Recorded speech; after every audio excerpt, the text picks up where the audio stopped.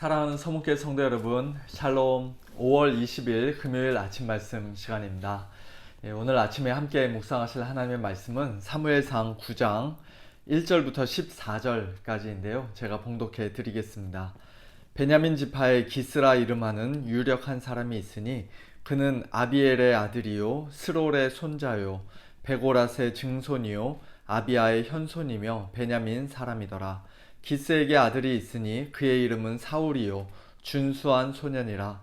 이스라엘 자손 중에 그보다 더 준수한 자가 없고 키는 모든 백성보다 어깨 위만큼 더 컸더라. 사울의 아버지 기스가 암나귀들을 잃고 그의 아들 사울에게 이르되 너는 일어나 한 사환을 데리고 가서 암나귀들을 찾으라 하매 그가 에브라임 산지와 살리사 땅으로 두루 다녀보았으나 찾지 못하고 사알림 땅으로 두루 다녀보았으나 그곳에는 없었고 베냐민 사람의 땅으로 두루 다녀보았으나 찾지 못하니라. 그들이 숲 땅에 이른 때에 사울이 함께 가던 사환에게 이르되 돌아가자. 내 아버지께서 암나귀 생각은 고사하고 우리를 위하여 걱정하실까 두려워하노라 하니 그가 대답하되 보소서 이 성읍에 하나님의 사람이 있는데 존경을 받는 사람이라. 그가 말한 것은 반드시 다 응하리니 그리로 가사이다. 그가 혹 우리가 갈 길을 가르쳐 줄까 하나이다 하는지라.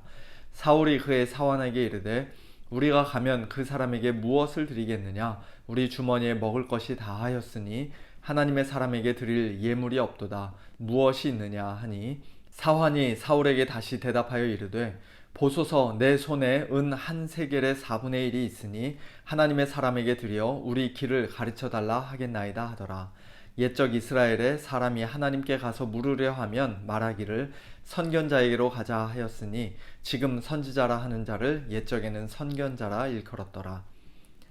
사울이 그의 사환에게 이르되 내 말이 옳다 가자 하고 그들이 하나님의 사람이 있는 성읍으로 가니라.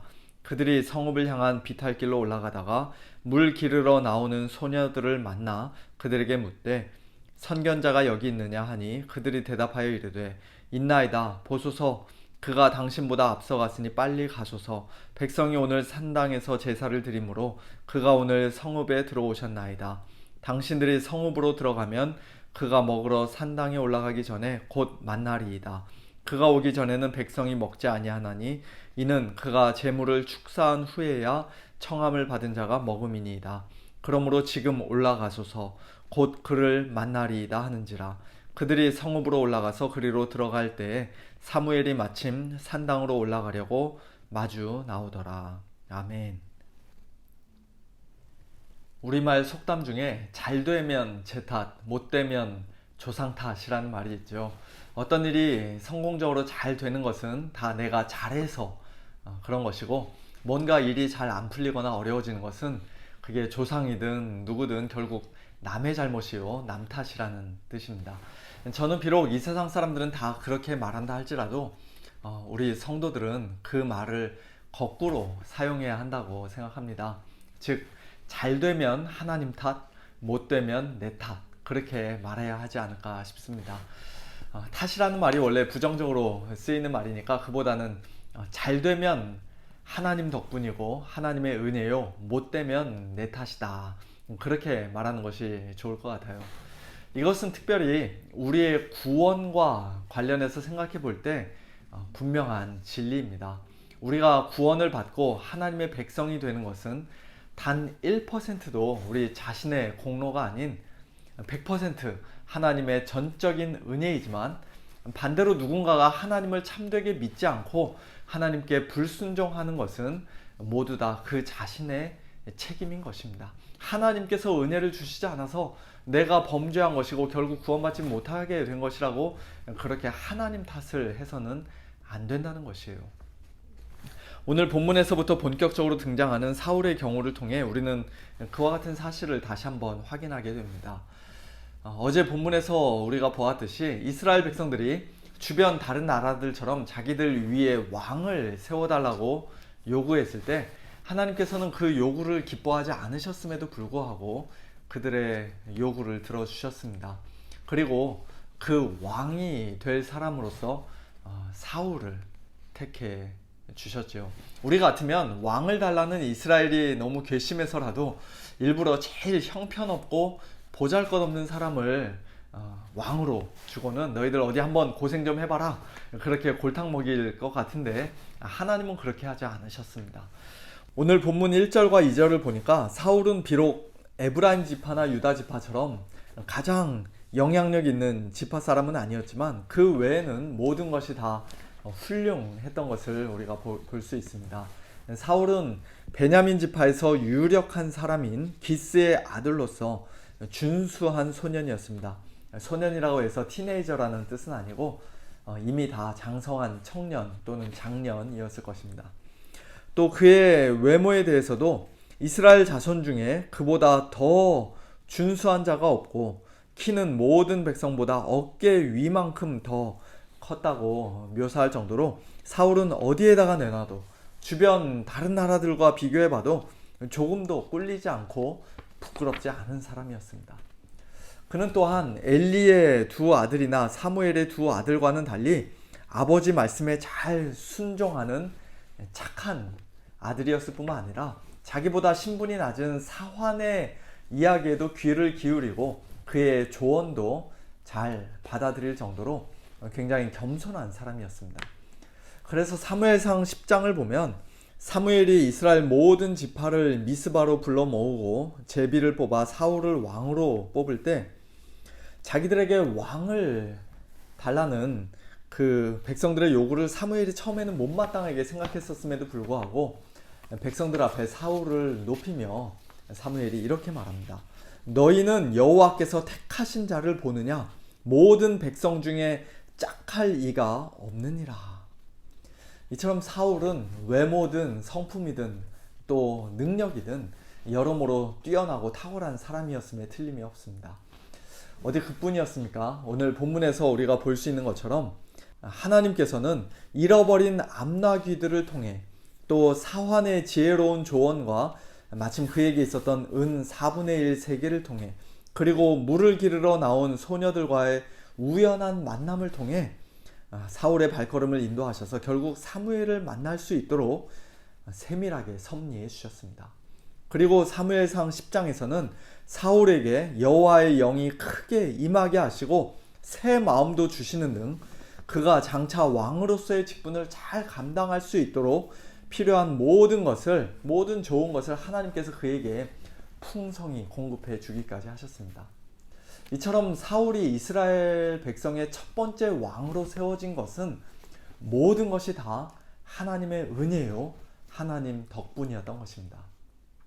하지만 우리가 이미 잘 알고 있는 것처럼 그렇게 탁월했던 사울이 얼마 못 가서 하나님께 불순종하였고 결국 하나님으로부터 버림을 받게 되지요. 이스라엘의 왕으로서 비록 40년을 다스렸지만 하나님 앞에서 그는 일찌감치 버림을 받았습니다.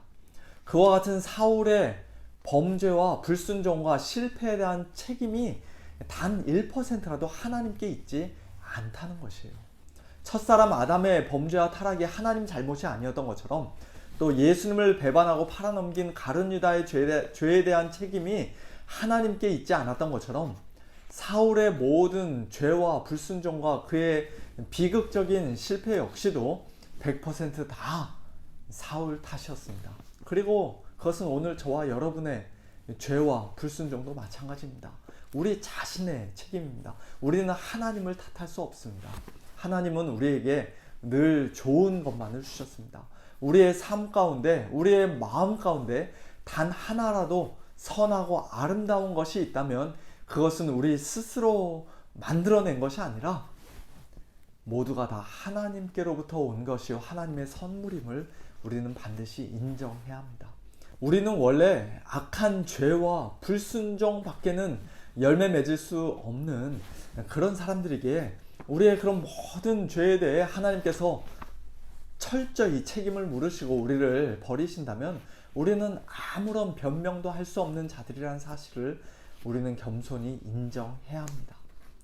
그럴 때 우리는 비로소 하나님께서 우리를 사울처럼 버리지 않으신 것을, 오히려 다윗처럼 계속해서 용서해 주시고 끝까지 우리를 붙잡아 주시는 것을 조금도 당연하게 생각하지 않고 진심으로 하나님께 감사할 수가 있습니다. 하나님께서 다윗의 수많은 죄악에도 불구하고 그를 끝까지 버리지 않고 용서해 주신 이유는 다윗이 사울보다 훨씬 더 잘나고 뛰어나서가 아니었죠. 오직 하나님의 무조건적인 언약에 근거한 사랑과 은혜 때문이었습니다.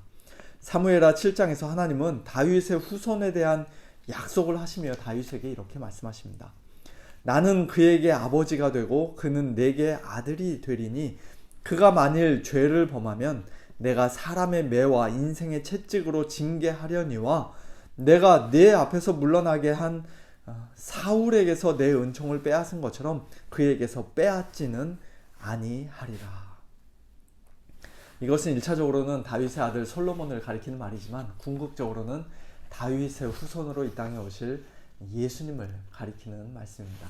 다윗이든 솔로몬이든 그들 자신은 사실 본질상 사울과 별다를 바 없는 죄인들이었음에도 불구하고 하나님의 이 언약 때문에 그들이 끝까지 버림받지 않고 용서받았던 것처럼 오늘 저와 여러분이 우리의 모든 죄와 불순종에도 불구하고 하나님께 온전히 용서받고 끝까지 보호받다가 마침내 영원한 구원에 이르게 될 것을 분명히 확신할 수 있는 유일한 이유와 근거는 우리 자신의 어떤 공로와 선행이 아닌 오직 전적인 하나님의 은혜요, 예수님의 십자가 보혈의 공로 때문인 줄로 믿습니다.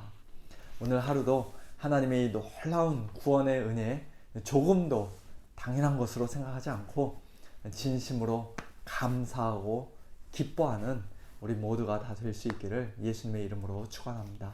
함께 기도하겠습니다. 하나님 아버지 감사합니다. 이스라엘 백성 중에서 가문적으로나 외모로나 성품으로나 또 능력으로나 모든 것이 다 탁월하고 뛰어났던 사울이었지만 그러나 하나님의 은혜 없이는 그가 자신의 죄와 불순종 가운데 결국 하나님께 버림을 받고 망하게 되었던 것처럼 오늘 저희 역시도 하나님의 은혜 없이는 아무 소망이 없는 참 너무나도 연약한 자들이요 하나님 앞에서 큰 죄인인 것을 다시 한번 깨닫게 하시고 또 고백하게 하시니 감사를 드립니다. 하나님 아버지, 저희 삶 가운데 조금이라도 선한 것이 있고 아름다운 것이 있으면 모든 것이 다 하나님의 은혜의 선물임을 다시 한번 고백할 수 있도록 저희에게 겸손한 마음을 허락하여 주옵소서. 저희의 삶 가운데 또 저희의 심령 가운데 있는 모든 죄악과 악한 것들은 모두 다 저희의 탓인 것을 날마다 고백하며 하나님 앞에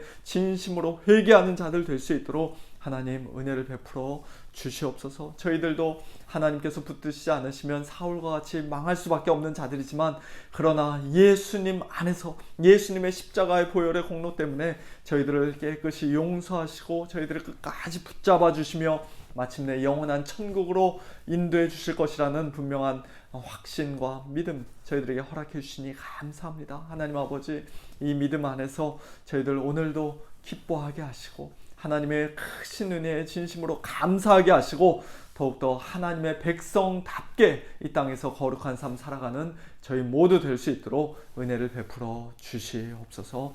오늘 하루도 우리 성도님들과 하나님 아버지 함께하여 주시고 특별히 또 우리의 삶 가운데 지금 당장은 어렵고 힘들고 또 악한 일처럼 보이는 일이 있을지라도 그 모든 일들조차도 하나님께서는 우리 성도들을 위하여 합력하여 선을 이루시는 좋으신 하나님이신 것을 저희들 믿사오니 하나님 아버지, 저희들의 모든 어려움과 고난까지라도 합력하여서 선을 이루어 주시고 궁극적으로 하나님의 영광을 위하여 저희들의 더 큰 영적인 유익을 위하여 하나님 귀하게 사용하여 주시옵소서. 이 믿음 가지고 끝까지 견디고 하나님을 더욱더 의지하는 저희 모두 될 수 있도록 하나님 저희들에게 더욱더 귀한 믿음 허락하여 주시옵소서. 감사드리며 예수님의 이름으로 간절히 기도하옵나이다. 아멘. 성도님들, 오늘도 하나님의 은혜에 감사하면서 하나님 앞에 더욱더 겸손히 엎드리시고 또 하나님 더욱더 굳게 의지하시길 바랍니다. 샬롬.